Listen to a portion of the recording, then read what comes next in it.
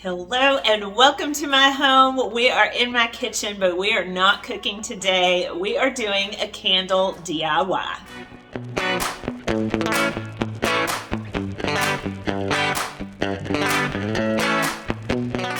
I am so excited you are joining me today. Thank you so much for stopping by.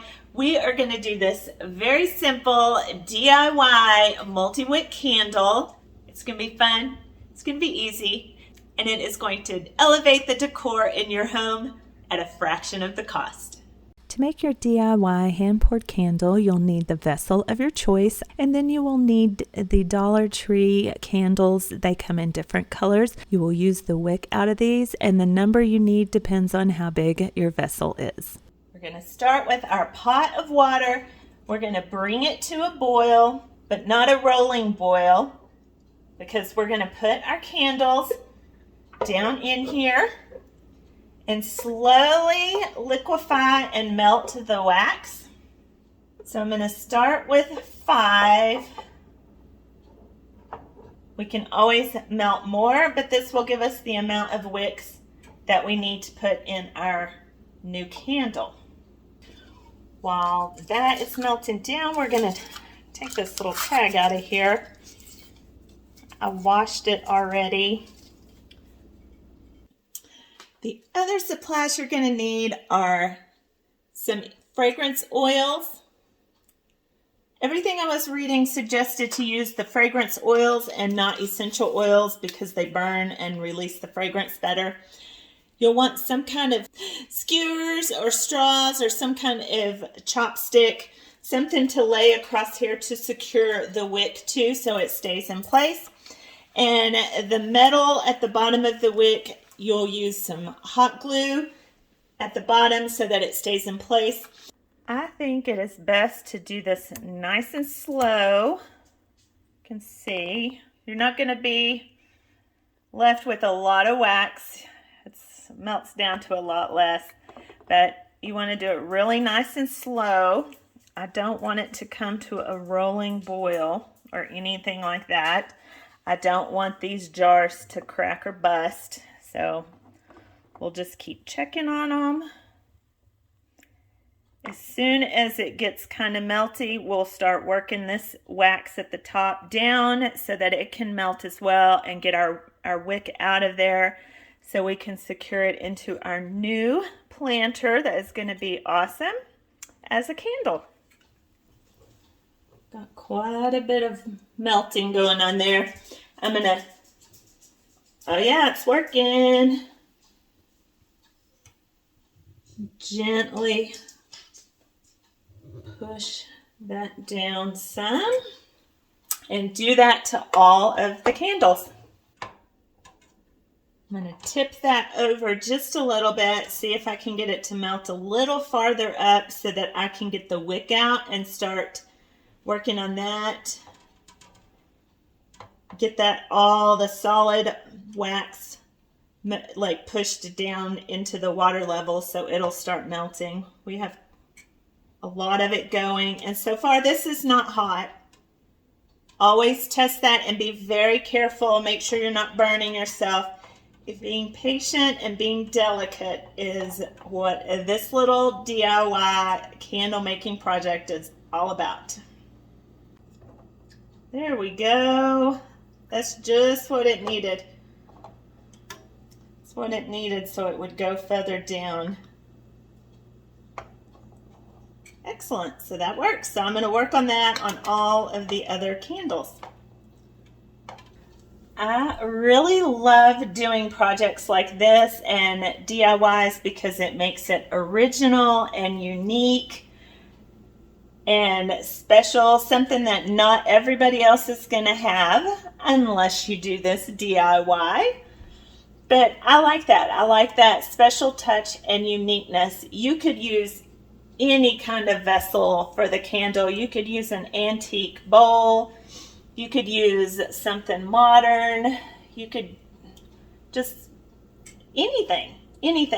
Your imagination is your only limitation. So I hope that you decide to give this a try, to create something special and like I said, unique in your own home.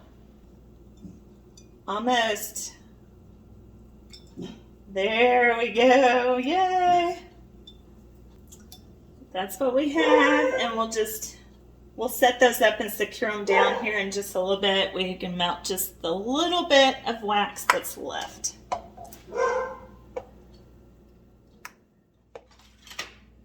I want to evenly space them around the jar,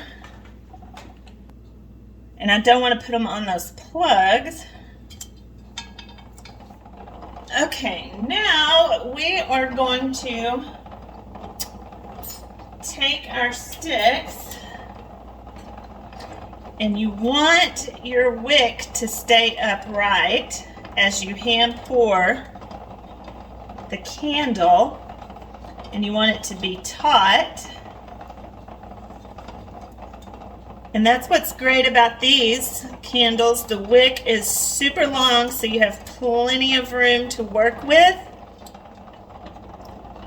I want to be careful and not pull my secured anchor off the bottom.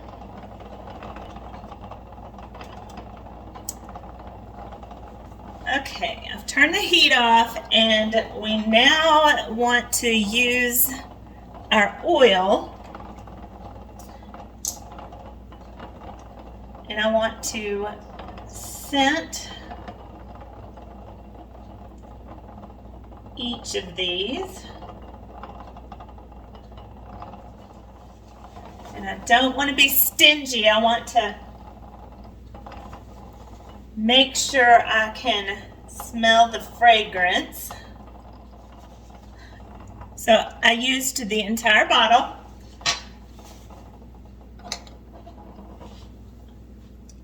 All right, making sure they're not hot.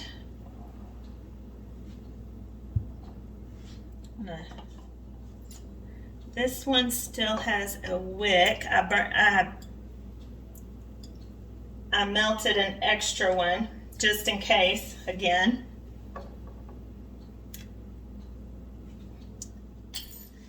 And then the fun part, we get to hand pour the candle.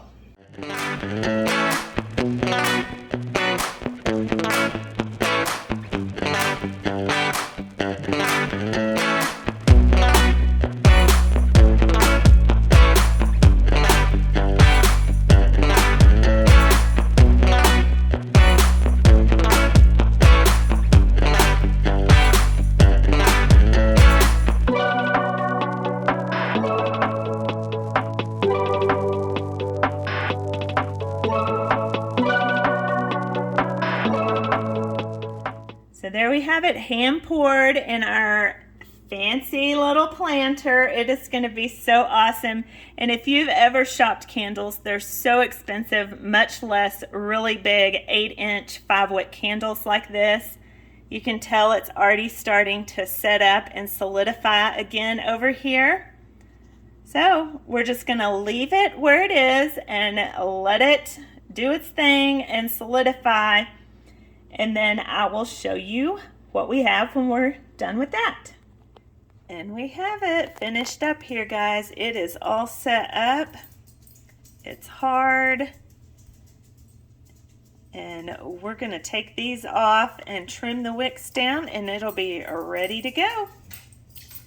This one too, it caved a little bit in the middle, but that is all right. It was a bonus extra candle. And it smells really good in here. So that was the perfect fragrance to add to the candle.